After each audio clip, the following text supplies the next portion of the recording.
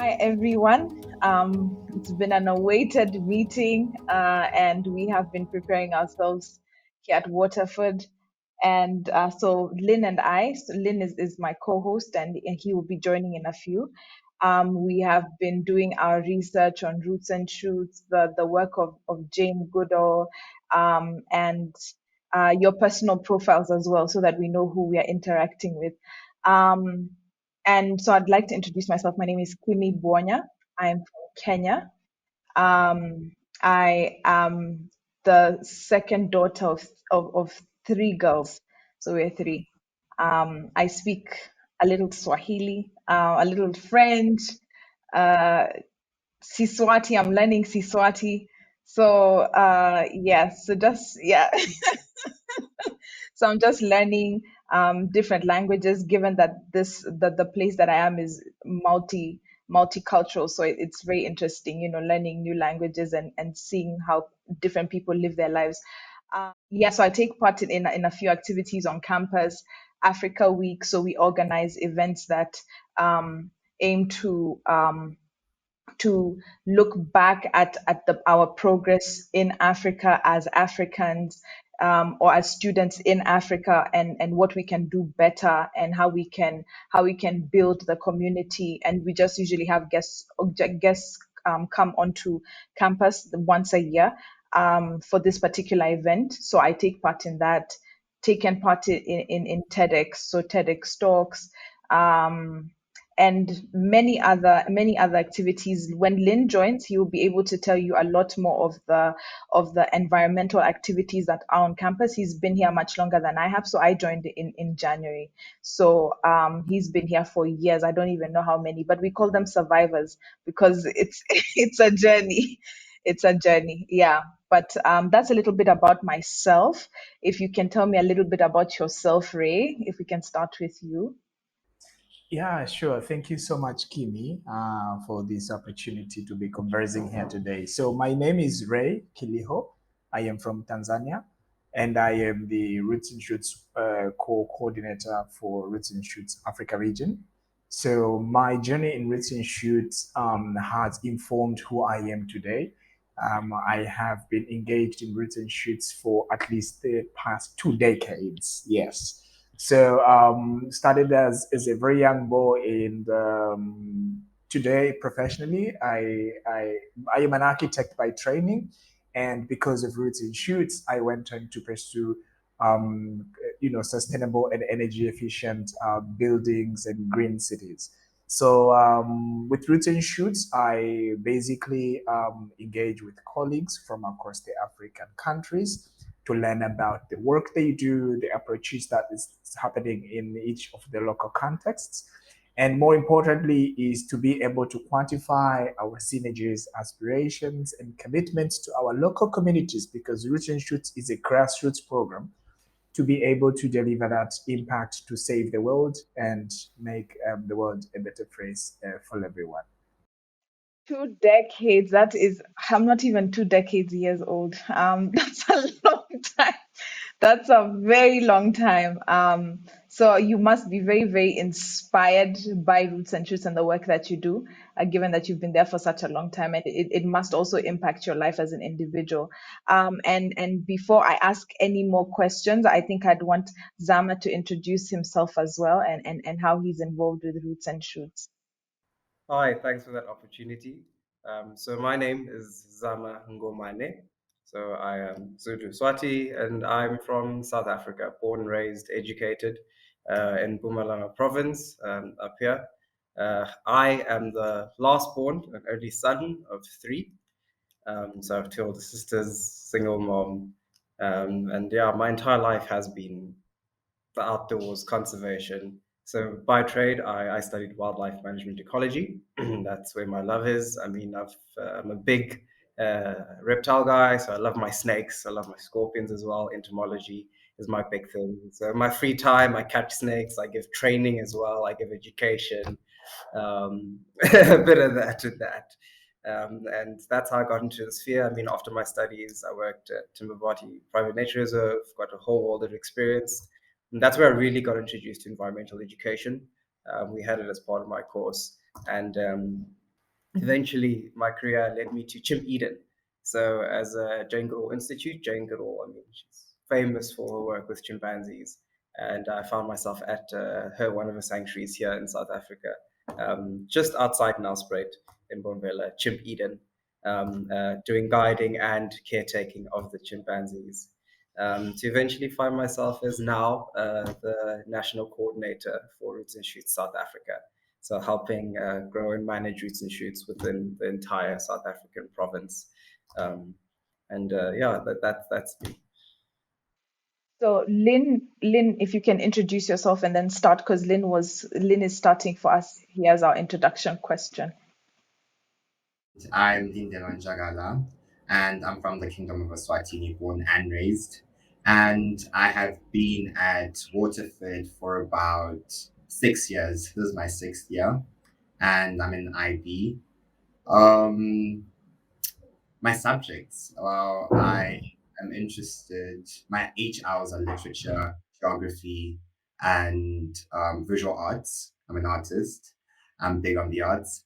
And my standard levels are Maths AI, Siswati, and um, ESS. So I'm also big on the environment and learning about the environment and the impacts humans have on the environment. Yeah. And to welcome everyone. Well, I'm welcoming both Zama and Ray to introduce their work and what they do, and what inspired you to join Roots and Shoots, and how did this job offer come along? Roots and Shoots found me. I didn't find Roots and Shoots. So as I've shared a bit, I started to be part of a Roots and Shoots club as a small boy during my primary school. So it was one of those fascinating programs to be involved as a young boy. I remember that as being part of a school, and then we had a science club. And so as part of the science club, one morning we were introduced that there is a guest, and so we, like those who are interested in science and environment and animals, you can come listen to a guest. And then it happened, this guest has been one of our Roots and Shoots mentors. His name is Jafet, and he is the national coordinator for Tanzania. So he was talking about the very basics. He was talking about what is the importance of butterflies in your school garden to the food that you have on the table at your homes. And then these were the things that really were very fascinating. And so he would talk about the interconnectedness and relationships between insects and how they play a role to our food system, and why it is important to just have those flowers at our homes, and making sure the flowers at school really blossomed. So that was the start of my journey in Roots and Shoots. And Roots and Shoots connected persons like myself with other kids who had the similar interest. So we had clubs across various schools, and so we could meet, we could have conversation about things that we are all passionate about. And so growing up, following my education in secondary school, I had that bold appreciation of nature and the understanding that even insects and everything that we see have a role into the life that we live, and we have a role at protecting that. So that really gave me that launch pad into the deeper understanding and wider engagement in Roots and Shoots. And so, further becoming a young person, realizing our aspirations. So, Roots and Shoots had helped me try to have that sense of whatever I do. I had majored into engineering and construction sector in my university and college. So the question for me had been, how do I even still play a role to make a world a better place in my professional? And so that is how I come to really appreciate the different diversities that Roots and Shoots plays. And if you would recall, so Roots and Shoots has three thematics: care and concern for the environment, care and concern for the animals, and care and concern for the community. So no matter what kind of person that you are, it be Zamar for the animals, it be maybe Kimi for the environment, or of course Kimi, I know she just mentioned Hala for art, of course, as well as Lynn. So the community part really integrates. So that is how I found my way in recent shoots, and has been really a great experience altogether. Thank you so much, Ray, for that insight into how you got involved in recent shoots. Moving on to Zama. Thanks so much. On the contrary to Ray, I found myself at Roots and Shoots on the other side of the spectrum. I mean, growing up in the low files close to Kruger, I've always been a nature lover. As I said, love my reptiles, love my snakes. I was a Cub Scout, so I was in Scouts growing up. So when I started my job here at Chimp Eden, um, in my interview, actually, I asked, I've grown up in the Lowveld, I've grown up in this area. I know the existence of the sanctuary, but what is your contribution to the community, the outside environment? Because I'd heard very little of it. And at school, I also went to an IB school, so I went to Uplands my whole schooling career. And so we were always encouraged to volunteer and to be out in the community. And they explained to me roots and shoots, and it's as Ray said, it's values, its views, what it stands for, and I was completely intrigued. And I kept, checking up and asking, what can I do? How can I be part of it? To eventually being the national coordinator when they asked me to step in during a shift change. And I mean, I've fallen in love with Roots and Shoots. It's fantastic. The integration between people, the environment, and animals, which is something I've seen personally in my own life. I can clearly speak from a cultural Black perspective. Being the white sheep of the family. You're that child who loves snakes and spiders and creepy crawlies. So it's always hard to integrate my family into my loves and my hobbies. And I found that Roots and Shoots does that through its programs. It opens, people up to entirely new worlds that culturally and socially, even religiously, they wouldn't have that experience or even think about heading into these spaces and areas. And so currently now, as the Roots and Shoots national coordinator, I'm blessed to be able to help coordinate programs that serve people, that serve the environment, and that serve animals as well, whether it's through a food garden, whether it's through a literacy program, whether it's through a campaign where we're doing cleanups. Um, the impact you see within people's lives, especially youth, is absolutely phenomenal. And I think at the end of the day, the results speak for themselves. Ray being a perfect example, having joined Roots and Shoots at such a young age, and now being such a phenomenal person. I think all young people can look up to the impact he's made. So that's really how I find myself in this world, and I can't wait to learn more and grow. Thank you, Zama, for that. What I'm getting from both of you is our schools is what started your schools is what started your Roots and Shoots journey. And what I can add from my school is my school is also big on community service and helping the people, the animals, and the environment around you. And we have several projects on campus which tackle these three I'll say concepts of Roots and Shoots. So we have Earthship, which like looks into the environment, and they build like at the moment they're working on like this Earthship project, like an Earthship house, which is a sustainable house which warms its cells, has its own water system, and in the classes you also find like the geography class working on like a fashion show which like promotes sustainability, because as we know it, fashion is one of the leading pollutants when it comes to like global warming and climate change. And in our gardens we have biodigesters, we we have a very sustainable garden, we have the vegan cookbook which like involves um coming up with recipes that help our vegan community on campus. And we have students go down to the Sandra Lee Orphanage to help tutor math, English, their French, their Siswati.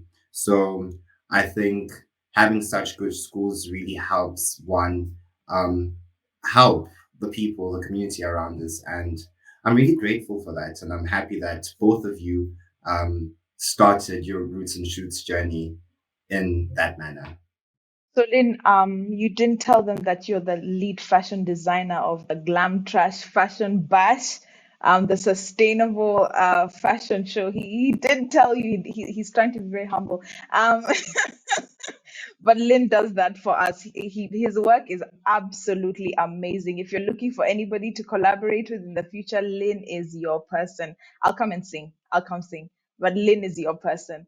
So nilipokuwa kwenye mtandao kujieleza kuhusu Festival of Hope na kujifahamisha na kazi zake Jane, niliona picha uliopiga na yeye and kulingana na vile unamjua kando na kile tunachoweza kusoma na kupata kwenye mitandao ya kijamii, unaweza kusema Jane ni mtu wa aina gani? Asante sana Kim kwa swali zuri. Kwa kweli Jane amekuwa mfano mzuri kwa sababu kama utafahamu historia yake na namna ambavyo ameweza kuingia kwenye kuwa mtu mmoja maarufu duniani kwenye upande wa uhifadhi, hakuwahi kuwa na degree ya shule wala masters wala PhD. Kwa hiyo alivyokuwa binti mdogo sana, alikuwa na ile uthubutu wa kujaribu kujifunza, na hata alipopewa jukumu la kwenda kufanya utafiti kwenye sokwe kule Gombe, Kigoma, alichukua hiyo fursa akaenda, na baada ya miaka 50 leo hii tunatambua kwamba kuna uhusiano wa karibu kati ya sokwe na binadamu. Kwa hiyo ile safari yake, uthubutu, pamoja na kwamba kutokuwa na elimu kubwa kama baadhi ya wanasayansi, pia utafahamu kwamba kwa sababu ni mwanamke alikuwa na changamoto zingine za kijamii. Kwa hiyo ile inatupa nguvu sana kwamba kwa kila mtu mwenye ndoto ana uwezo wa kufanya kazi kwa bidii, na Jane anasema ukiwa una ndoto utafanya kazi kwa bidii, jaribu kuangalia namna ya kufikia ndoto yako na lazima utafanikiwa. Kwa hiyo hiyo ndio inaweza kuwa msingi wa kujenga program hata ya Roots and Shoots, na tunavyoshiriki kwenye mambo ya kijamii tunasaidia kwenye jamii zetu, lakini pia tunajifunza na kujiendeleza sisi wenyewe binafsi kwenye mambo ya kimaisha. Kwa kweli Jane amekuwa ni mfano mzuri na ameweza kuwa ni inspiration, na kupitia program hii ambayo ilianzishwa tunaendelea kufanya mambo mbalimbali ya kusaidia jamii na imeweza kutukuza pia kibinafsi. Kwa hiyo mimi namshukuru sana na tutaendelea kufanya linalowezekana kuweza kufanya mchango wetu kwenye jamii. Asante Ki. Asante sana, Ray. Thank you so very much. Yeah, his Swahili is as pure as I was saying. So what I get out of what you've said is that when you have a dream and a vision, Jane would tell us to pursue it. Despite the limitations that may come your way, we should pursue those dreams, and that being, of course, the foundation of how Roots and Shoots has developed. And thank you so much for that message. We'll carry it through even through our clubs here on campus, that no dream is too big. No dream is too big, because we are able to have this conversation because of what she was able to do and how she involved other people. So it's a communal effect. And I would like to ask, I know that Roots and Shoots has done a lot of work. Like you said, you've been part of Roots and Shoots for 2 decades. Lynn, I don't think you were there when he said two decades. We are not even 2 decades years old. But he's been part of Roots and Shoots for 2 decades. And I would ask you, especially now as regional director, if you can give us one of the greatest stories of impact that Roots and Shoots has had in Africa particularly, one that blew your mind or really, really inspired you. Do you have one that you can share with us?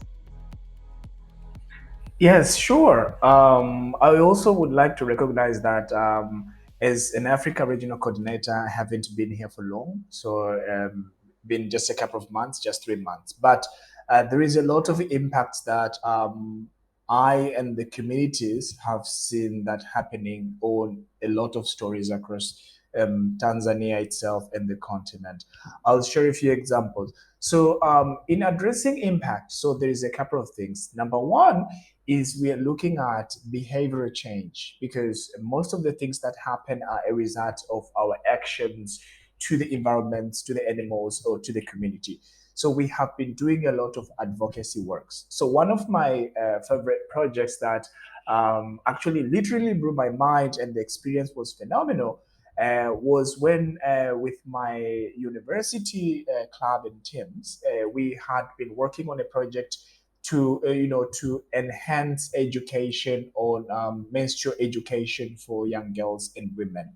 And so seeing a guy advocating for menstrual hygiene, so we would have initiatives to go out to the community to educate young girls and women on how to properly be sanitary during their menstruation period, and how a conversation about the moods and everything, but also more importantly, how to effectively use a female sanitary pad.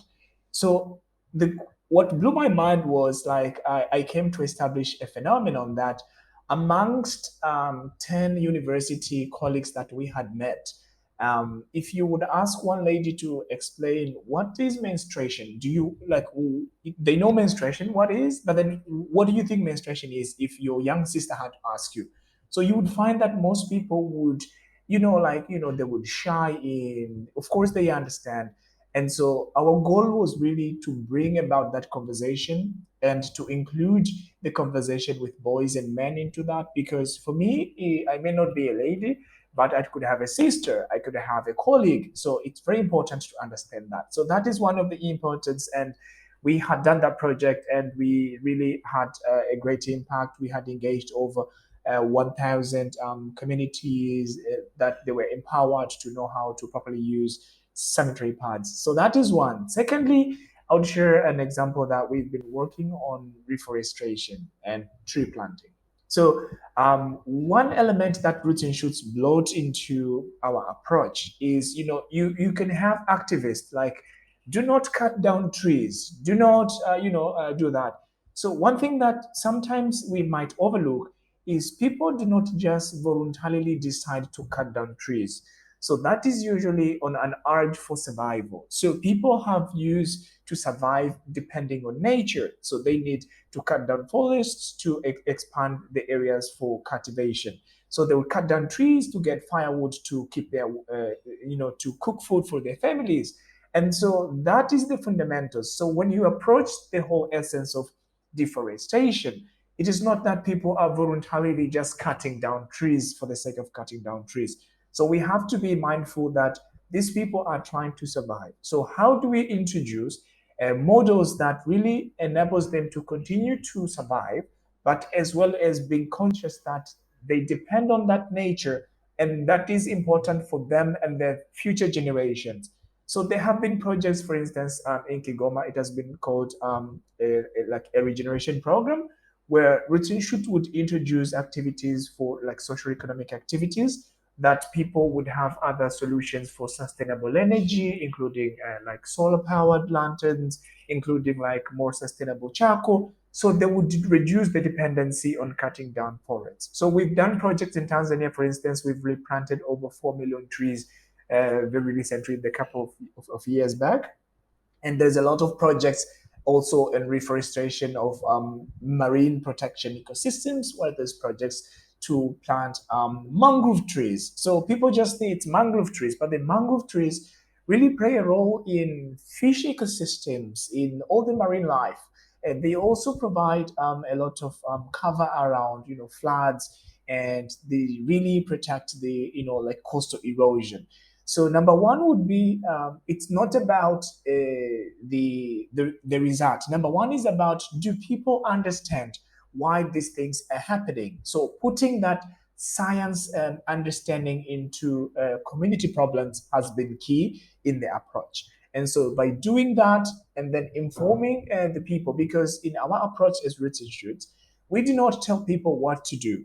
So the community and clubs and individuals map on themselves what are the pressing challenges in their community, and they design a solution and they undertake the solution, and then at the end they come to share the results and findings with everybody else. There's a lot of examples we can talk about, but these are just a few that I'm happy to be sharing with you today. Thank you so much. That's amazing. 4 million trees, educating the community. It's beautiful not just to have read, but also to hear the impactful stories. And I'd like to pass the baton back to Lynn so that he can go on with the next question. Utikhanza usebenza nabantu abaningi. Yini labafundisa kona abantu labasha as usebenza ne-roots and shoots? Yebo, so sisebenza nebantu abaningi vele labancane. And sibafundisa okuningi, kodwa lesibonayo ukuthi kubalekile ukuthi sicale ngema basics, so sicale phansi ukuthi kanti yini imvelo yakho. So izilwanyane ngaphandle impepho, yini imvelo yakho lekhona la ngaphandle, yini ebale lekufuneka uyibheke, uyibambe uphathe kahle. So lesifundisako kaningi ukuthi vele bavisise ukuthi kanti indaba sibafundzise ngalento le, indaba ibe ibalekile khona. So izinto eziningi ukuthi lesihlahla lezi zikunika umphefumulo. So kubalekile ukuthi yebo ungajuba sihlahle wenze umlilo uzopheka, kodwa nakhona kubalekile ukuthi ufune uhlanyele esinye ukuthi kusasa uzokhona ukuphefumula ngaleso sihlahla. Sifundisa ke ngezilwanyana ukuthi izilwane ezithize ziyakusiza, akusinedi inkinga njengezinyoka noma izihhobi ukuthi imithi eminingi esiyitholayo sithola lezi zilwane le, ukuthi wena ukhone ukuphepha, uphile noma ugula ukuthi sikhone ukukusiza kahle. So sithanda kakhulu ukufundisa ukuthi indaba le imvelo yakho ibaluleke, indaba environment ibaluleke, indaba izilwanyana zibalulekile, ukuthi bavisise ukuthi nasibafundisa lezi zinto sibakhipha ngaphandle noma sibanikeza amathasi, ukuthi bayazi ukuthi indzaba ngenze lento le ngiyenzelani. Akusinedingo lenye incwadi lekufuneka uyifunde noma lenye itask efuneka iyenze noma lesinye isifundo esithole esikoleni. Isifundo esibalulekile lezokuthatha phambili nakhona ukuthi nakaphila impilo yakhe lowo mntwana nakahamba ngaphandle adlala nebangani bakhe, uyazi kuvuleka amehlo, abe aware ukuthi okay, nangenza so ma-results ama-actions ami azophuma abe njengabo so. So ngiloko esikufundisayo ukuthi vele babe aware. And so what I'm basically saying is it's awareness. It's the ability to be aware as to what we're educating about. So as I think Ray said, it's easy to say don't chop down trees, but people need to be aware, and abantu abancane, especially youth, need to be aware that why is that important for my future and my current. Siyabonga Zama kusiniketa amagama la Vlago. And what I got personally from that is you reap what you sow, like what you plant now. You harvest that in the future, and it's going to help you in the future. And I think it's really important that our youth, our current generation, like really grasps like this concept, like whatever you do now, whatever you implement in your lives now will affect you in the future, and this might propel you to be better people and like catalysts for change in your in the environment and the communities around you. Yeah. I think I will pass the baton back to Kimi, and she'll ask her next question. Thank you so much, Lynn. But I want to ask, while we still have the chance, what is the vision, if any, that Roots and Shoots has with Waterford Kamhlaba? How can we be involved with Roots and Shoots? What is the next step we can take as a school, as a community, to involve ourselves with the vision even and the values and the mission of Roots and Shoots? Yeah, thank you so much, Kimi, for your great question. So number one, I wish to just hasten that Roots and Shoots does not take authority approach that you have to be exceptional to be a member of Roots and Shoots. So Roots and Shoots is a community of people like ourselves, having shared values, having a mission. It's a community of people in a mission to really do good for the environment. So it's very easy. Number one would be we will put you in touch with the closest coordinator in the country of which your campus in, and then we will also get a bit of guidelines in understanding the Roots and Shoots philosophy and the approach that will guide you into how you choose your own leaders as a club and into how you decide which projects you want to undertake first. And really, the good thing about Roots and Shoots is it's the organic nature of it. That you can have a club that you have some of the people who are very passionate about environment, and then part of the club, some of the people who are passionate about educating about, let's say, sustainable fashion. I like what Lynn has been doing, because we've also had a project called a trash and show. So it had been to advocate about how plastics and how the fashion industry really contributes to environmental concerns. And so, number one would be, of course, just to summarize that, would be we'll put you through in touch with the closest coordinator in your location. That will open up more opportunities for you to learn about the community and clubs and groups around your area. But we also have like monthly, we have monthly platforms to connect with Roots and Shoots across the region, or we call it a One Africa call, where we connect and brainstorm and talk about what's happening in each of these countries. And we also have one platform that we meet monthly with Roots and Shoots globally, like Roots and Shoots all across the world.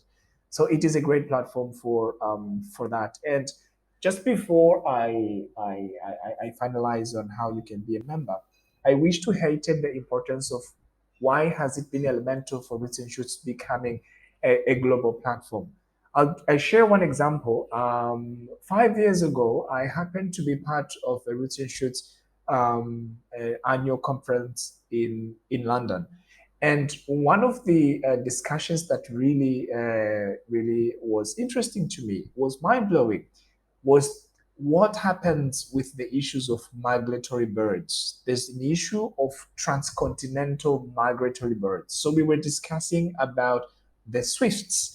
And so, as as communities and as our countries and economy evolves, so we happen. You remember back in the days we had our buildings that the roofs were arched, and then we call them hinged roofs. If I am to be an architect a bit, so such roofs had a hole in the wall. So that hole in the wall on the top, on the eave, it was used for like venting out the roof when it gets more warmer in the soffit. But it had another function, because the birds used to find sanctuary in those holes. And so now, as we're becoming more modern, our buildings are becoming more flat roofs, more glass, which means there's no more sanctuary and places for birds to nest themselves. So ecosystems are depleting, and birds really play a crucial role in a lot of things in our environment. So birds would go around from Europe to Africa, to Southern Africa. They migrate, and then they go all the way back. And so back in the days, they would trace the roots back into many, many years, that they would go and have a layover in one of the country because there would be sanctuary, there would be maybe escaping summer up in the north, and they'll be coming to much warmer timing down in the south. But then now there is really little places for birds to really find to what they could call a home. So we've had initiatives to educate, the communities across the countries that these birds pass, that we have Roots and Shoots, and the members had been advocating, and there's been expecting and anticipating when the birds would be coming. So this community, just to finalize, this community is a community of individuals with shared passion, shared vision, and shared commitments to make a world a better place for people, animals and other organisms, including plants. So it's good to have your synergy, and I'm sure both me and you, we can do what is rightful for the planet. I thank you. Thank you so very much, Ray. Lynn, I don't know if you have something else to ask. I think I'll ask one more question. I had two, but I'll ask one. Just in closing, so encouraging the youth to be like catalysts for change is like one of like the core pillars here for Roots and Shoots. Do you have like a message you want to leave um, for the youth or our current generation? Yeah, I have a message. So, if you have been following about, now we are in a climate emergency. So there's issues with temperature increases. There's an issue of extreme events, weather events as a result of climate change. And we really need a lot of things to change. We need issues from policy. We can choose to be activists, but then we can choose the other side, that we do the adaptation and we do the impact that can help ourselves and communities from the adverse impacts of climate change. And so, as young people, we really have no future if we do not strive for that future now. The future that we would anticipate in the next 10, 20, 30 years will depend on what we do, the actions that we take today. And some of these actions are hidden between our micro behaviors, the light button the light switch that we choose to let open when we leave the room. When we tend to extend more time in a shower, we depleting too much water, and then maybe when we tend to maybe consume unsustainably, when we do not consider to remind our friends of some of these things. So the actions are us to decide, and each and every individual has a role to play. Each and every individual has an impact to make, and each and every individual can make a difference. That would be it for me. Thank you so much. Thank you so much, Ray, for those words of Thank you encouragement. so much, Ray. And do you have any questions that you want to ask us? If you do have any, we are open to answering. Yes, I have a question. I have a question. My question would be, what would you say worries you about the future? What are you doing about it? Personally, I think what worries me is the youth are aware that the world is in shambles, that we're going through a climate crisis, but majority of them are not making actions or speaking up about these issues. And I really think if if we don't have these conversations, our world will degrade and we won't have a future. Like our kids will not have futures. And I think it starts now. I think the conversations must start now. The conversations have started in some places. And I think this is what needs to happen in order to change the climate crisis.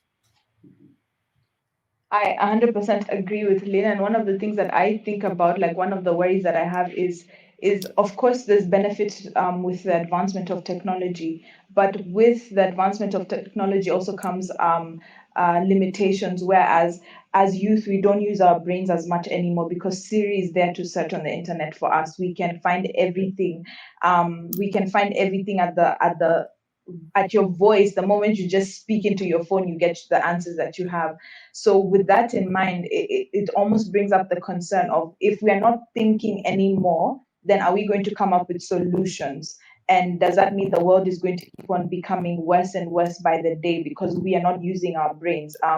Technology is doing it for us, but technology can't fix climate change. So there's that worry or that concern that I have and ponder upon time to time. Just to add to that, I can definitely agree, and even that point of the conversation. So I think from us, I think we're all of similar age, all us three. Um, uh, from where I'm sitting as National Board of South Africa, I see, yes, the conversations are starting to happen. but there is no real progress without accepting the entirety of the conversation, and that's even the opposing side. And I think that's the challenge, where sometimes we need to be willing to listen and understand the perspective of the opposing side, even if it is from Google and it is from Siri. But that narrative still forms a part of our reality, and the context of the conversation is very important. Um, and yeah, that is a challenge, and I think that's the true issue: is that, how do we have these difficult conversations, because it is about our future, it is about everyone's future, um, while still understanding the difference in opinion, the diversity, the cultural, the religious, all those aspects, and how they fill into this particular conversation, and where and how they affect people.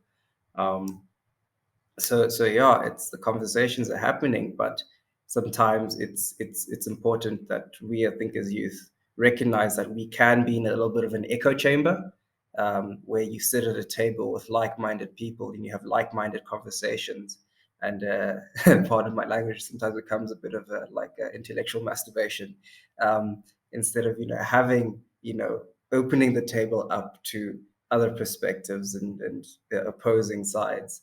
And I think that's where we actually find real progress, is going out into those spaces, into individuals that frighten us and that challenge us really, and challenge our perspective. And that's where we find solutions to proper progress in the end. Thank you so much, Zama. And thank you so much, Ray, for your time, Zama, for your time. We appreciate you, Lynn and myself. And we also pass greetings from our entire administration, and on behalf of the Waterford community. We are so grateful for this opportunity, and we hope to be working more closely together. This shouldn't be the last call. We should have more and communicate more about what we can do better in this community, and how Lynn and I can be catalysts for change, even here at Waterford, as we build a Roots and Shoots community, hopefully in the future to come.